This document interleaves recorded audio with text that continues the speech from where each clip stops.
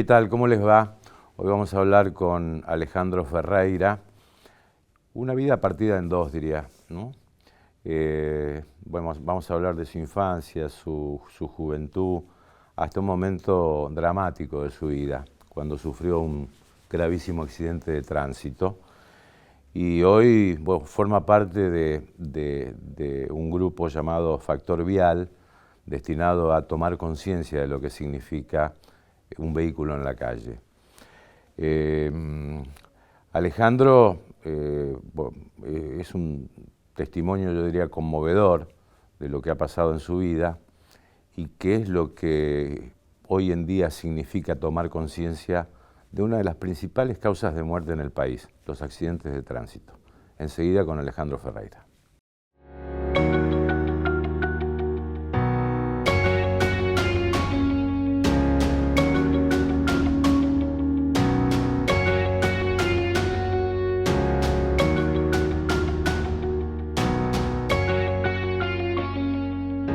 ¿Qué tal, Alejandro?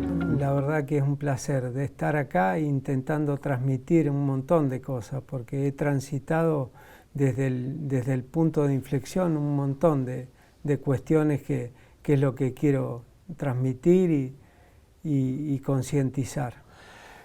Contanos un poquito de tu infancia y tu juventud.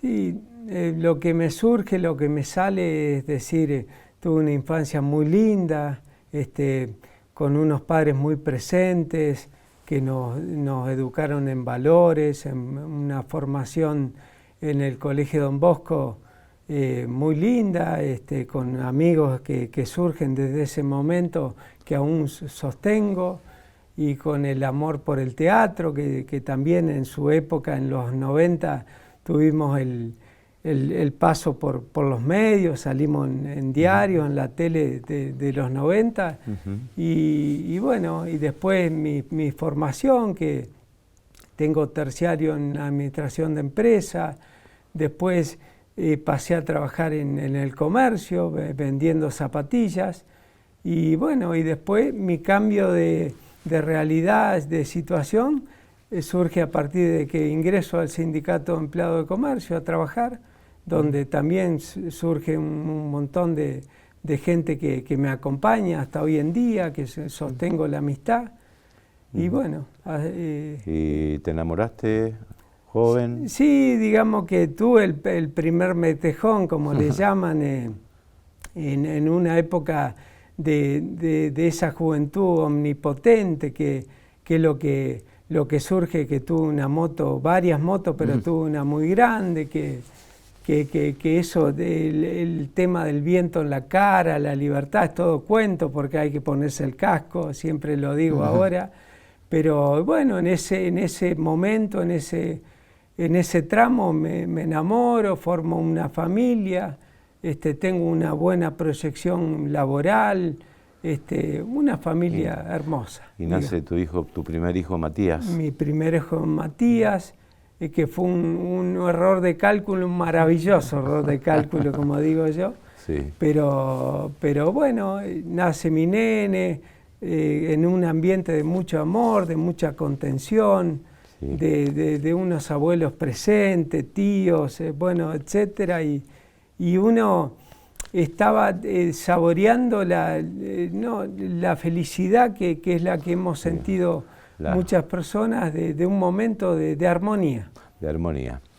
Oye, ¿y qué pasó ese fatídico 10 de mayo de 1998? Y es el día que yo marco como el antes y el después en mi vida, ese punto de inflexión. Yo venía en mi vehículo nuevo, con mis dos hijos, porque ya había nacido mi segunda hija, Agostina, que en ese momento tenía 3 meses, y vengo de Santo Tomé por la circunvalación oeste, la que sale al hipódromo. En una de las últimas curvas el vehículo pisa una piedra, comienza a tumbar. Hago una pausa, una aclaración, que estamos hablando de otra época de normativa de tránsito, no existía la obligatoriedad del cinturón y todos los nenes en la sillita de atrás. Era otro momento, otro siglo, como digo yo. Sí. Pero el vehículo comienza a tumbar y sale el nene Matías, que estaba con casi 4 años, paradito en los asientos, en el asiento de atrás, sale despedido, que esto me lo cuentan, porque yo no recuerdo nada de ese momento, y cae aproximadamente a 20 metros del vehículo con heridas gravísimas, múltiples, donde lo llevan al hospital de niños en la internación. ¿Y a vos qué te pasó? A mí yo tengo fractura de columna grave en la segunda cervical, que es un milagro, entre paréntesis, que esté caminando, no se explican. Fractura de cráneo, rompí el vaso, el diafragma, fisuré la cadera, un estado desesperante que inicialmente me salvan la vida en el Hospital Cuyen, un emblema nuestro, y el doctor Martínez Dora acomoda un poco el desparramo de órganos que yo tenía y me salva la vida, y el doctor Morere me atiende la parte de la cirugía de columna, perdón, la fractura de columna, que por eso me ponen el halo pecto a mí, que es el tutor ese que va atornillado en la cabeza, y bueno, y me atiende también por el traumatismo de cráneo. ¿Estabas consciente? No, estoy totalmente inconsciente, y en ese interín de esa situación, de cambio de situación, que es lo que yo cuento y digo, de imaginemos en mi familia, mi entorno, de una semana a la otra el terrible cambio de situación, que estaban yendo al hospital de niños, al hospital Cuyen, recibiendo partes escalofriantes, y estábamos los dos luchando por la vida, ¿no? ¿Y Mati qué pasó? Y Mati al miércoles 13 de mayo, sería 3 días después, fallece, no resistió más y falleció, y ahí, como yo cuento, me convierto en papá de un ángel. Que tengo que hacer, yo siempre lo digo, porque mucha gente por ahí lo malinterpreta. Hay 2 o 3 cosas. La muerte de un hijo no se supera nunca, se aprende a llevar, y a mí en particular, como estuve 5 meses casi inconsciente, pasé por terapias de autoayuda. En un principio estaba en un montón de otras cuestiones que me sacaban del punto del proceso del duelo, pero tiempo es lo único que me enseñó a llevar este dolor, el tiempo. Terapia de ayuda, grupos de autoayuda, psicología, pero el tiempo es lo único que me enseñó a llevar este dolor, el que no tiene nombre, que no está calificado, y es lo que yo en el momento de hoy encuentro el para qué de mi tragedia, porque es ahora el motivo por el cual yo doy charlas diciendo: gente, seamos conscientes cuando salimos en un vehículo a la calle, cinturón de seguridad, bueno, y todo lo que estoy transitando. Y te derivaron a Buenos Aires, ¿no? Una recuperación. ¿Cuánto tiempo estuviste? Y estuve 7 meses, casi 8 en Buenos Aires, casi 9 meses. Pero, ¿qué pasa? ¿Por qué? Porque yo estoy en coma. El 5.º día se agrava la situación acá en Santa Fe, que estaba en el Cuyen, y entro en una descompensación que acá los médicos no sabían qué hacer, qué resolver. Necesitamos un infectólogo, el tema del daño neurológico era terrible. Entonces decide, a partir de una charla con el doctor Morere, mi familia, derivarme a Buenos Aires, donde yo estoy ahí en terapia intensiva por 3 meses, en terapia intensiva. 3 meses en terapia intensiva. Sí. Y ¿te habías enterado de la muerte de tu hijo? No, ¿Todavía no? No, todavía no. Yo empiezo a tomar conciencia, y cuando yo me despierto en el Hospital Naval en Buenos Aires, aproximadamente, porque eso lo tengo plasmado en un diario íntimo de mi mamá, manuscrito de esa época, donde tiene el relato día por día de todo, que es un testimonio maravilloso, conmovedor de mi mamá. Pero yo a los 30 días, cuando empiezo a reaccionar de a poco, yo sabía quién era, cómo me llamaba, pero no sabía lo que había pasado. Entonces, aproximadamente al mes y medio o 2 meses, me empiezan a contar en los ratitos de visita y me empieza, obviamente yo no podía saber todo todavía porque estaba en terapia, Sí. me empiezan a contar qué es lo que me había pasado. Yo sé que no podía hablar porque no hablaba, que mi oído sí andaba, es lo único que andaba perfecto, donde escuché de parte de médicos, de enfermeros, el delicado estado mío, o que no iba a caminar por la lesión en la cervical. Y bueno, y mi gente me empezó a contar de lo que había pasado muy, muy de a poco, ¿no? Ajá. ¿Qué pasó cuando volviste a Santa Fe, después de tantos meses? Digamos que el puntito antes de Santa Fe es que yo me entero de la muerte de mi hijo en Buenos Aires aún,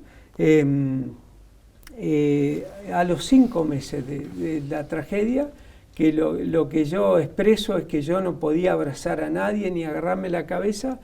Yo no lo tenía en los cálculos, no lo había pensado quizás por toda la conmoción que tenía en mi cabeza de todo lo que yo estaba viviendo, pero yo me entero a los 5 meses de que mi hijo había fallecido. Después en Buenos Aires, en lo posterior, antes de que me trasladen a la clínica, yo le pregunto a un médico si iba a caminar y me dijo: yo no puedo ilusionarte, Alejandro. A todo esto yo en ese momento no hablaba, no movilizaba el cuerpo, nada. Se estaban basando en los estudios que tenían en la mano.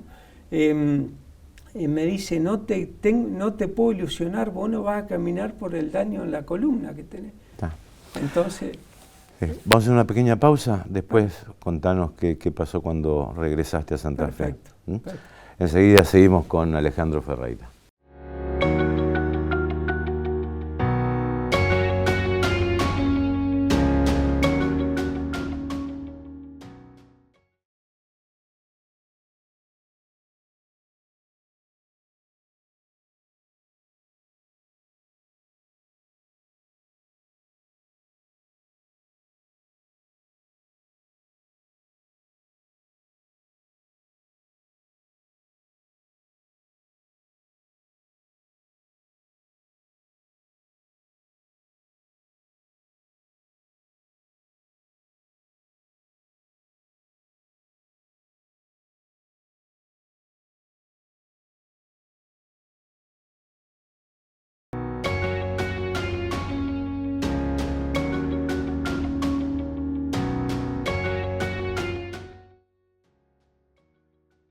Bien, seguimos con Alejandro Ferreira. Bueno, nos contó en ese fatídico mes de mayo de 1998, el accidente, el fallecimiento de Mati, su hijito, su primer hijo, ¿no? Y cuando volviste a Santa Fe, ¿qué pasó? Bueno, ahí tengo dos primeros, apenas llegamos, dos sorpresas, dos cachetazos, de que me entero que me estaba separando, porque no lo tenía tampoco calculado. Eso me obliga a mí a volver a la casa de mis padres, porque yo no podía vestirme, no podía higienizarme ni alimentarme. Yo era casi un vegetal. Había empezado en Buenos Aires a dar unos pasos y a movilizar, pero yo no tenía coordinación. Y una de las cosas también limitantes eran para la visión, que yo el golpe en el cráneo me había afectado el centro de la visión neurológico, que eso me había hecho perder mucho la visión. Es decir, que de un día para otro te quedaste sin familia, sin tu hijo que había fallecido, sin trabajo también. Sí, ¿no? Sí, porque me jubilaron por invalidez, sí. Es decir, perdiste todo. Cuando llegaste perdiste todo, otro cachetazo, como decís vos. Sí. ¿Y convivir con tus padres? ¿Cómo fue? Desde ya mis padres siempre estuvieron arrodillados junto a mí, acompañándome, pero bueno, una cuestión de qué es lo que yo transmito, de decisión de salir adelante, de que se puede salir adelante a pesar de todo. Empezó mi ciclo de rehabilitación en Santa Fe, donde hice terapia ocupacional, fonoaudiología, kinesiología, donde pasé por el Vera Candioti, por institutos privados, plenamente 8 o 10 años de rehabilitación exclusiva y absoluta, abocado a eso. Era mi trabajo. Y en ese tramo también reaparecieron mis amigos, donde me acompañaban hasta el auto, me cortaban la comida. fue un momento de mucha contención, gracias a Dios, la institución para la que yo trabajaba, el Sindicato de Empleados de Comercio, acompañándome toda la estructura, porque lo mío fue una bomba en la mitad de la institución, porque era joven yo y todo lo que significó el suceso, ¿no? Claro, pero me imagino en la casa de tu padre tenían que bañar, cambiarte, higienizarte, por supuesto, con todo el amor que uno imagina que puede hacerlo un padre y una madre, ¿no? Y bueno, y ahí fue el empezar a preguntarme que si podré rehacer mi vida, si alguna mujer me elegiría, con que medio rengo, medio lerdo para hablar, con toda la falta de coordinación y secuelas que me quedaron. Y bueno, y ahí apareció mi nueva mujer, Verónica, tuve nuevos hijos, tuve el negocio propio. ¿Y qué pasó con el negocio? Bueno, el negocio, un párrafo aparte, o sea, el negocio, convengamos que yo, sin poder leer, con dificultad para escribir también, con falta de equilibrio, pero con muchas ganas, yo llegué a tener 3 repartos grandes y 2 empleados. O sea... La panadería. La panadería. Y el ciclo duró 13 años, y acá el párrafo es ser emprendedor en la Argentina, la carga impositiva, los juicios laborales y todo eso que yo lo sufrí con todas las secuelas encima, y lo sufrí y mi salud estaba muy debilitada, entonces decidimos por cuestión de salud y armonía familiar cerrar el negocio. O sea, otro cachetazo más. Sí, porque otra vez en pausa, otra vez a la deriva diciendo qué hago ahora, y ahí aparece Factor Vial. Y bueno, tu nueva mujer fue también un sostén importante en esta etapa, ¿no? Por supuesto, porque es una mujer muy hacedora, muy compañera, y empujando toda la reinserción y la inclusión mía, que yo siempre digo que la rehabilitación para la discapacidad es la mejor inclusión. ¿Cómo se hace para caerse, levantarse, caerse, levantarse, caerse, levantarse? ¿Cómo se hace? No sé si hay una fórmula, aparte yo siempre cuento y digo que resilientes somos todos, es una cuestión de decisión, y mi fe en Dios y la fuerza de voluntad para no defraudar a toda la gente que me acompañó, que fue mucha, que fueron muchos eslabones en distintos momentos de mi vida, que fueron un pasamano, instituciones como Asociación Nueva Cultura, de personas de ciegos o de baja visión, donde estuve transitando por ahí para adaptar mi vida con las secuelas, y los profesionales de la kinesiología o la terapia ocupacional para la movilidad de mis manos, y bueno, y una cuestión de querer seguir formándose uno, creciendo, y siendo la tragedia, decir que me pasó a mí,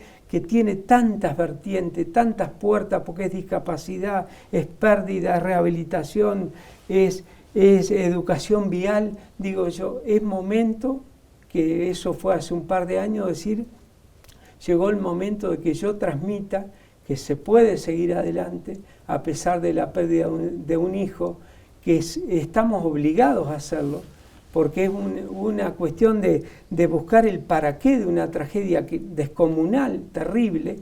Y bueno, con respecto a las cosas que me pasaron, las pérdidas en mi persona, que yo, el trabajo, la posibilidad de manejar un vehículo, la posibilidad de comer, de agarrar el cubierto bien, que si no lo agarro así y no me mira nadie, tengo que agarrar con la mano la comida, pero es adaptar, aceptar la realidad, ¿no? ¿Y qué le dirías a aquellos que se suben a un vehículo hoy en día? Bueno, esa es mi bandera junto al equipo de Factor Vial, es decir, si vos subís a un vehículo, el dicho ese, ay, no sé si ponerme el casco porque me despeina, o no sé si ponerme el cinturón porque decía una propaganda porque me arruga la ropa, sí, o espío el celular, total no pasa nada. Sí pasa.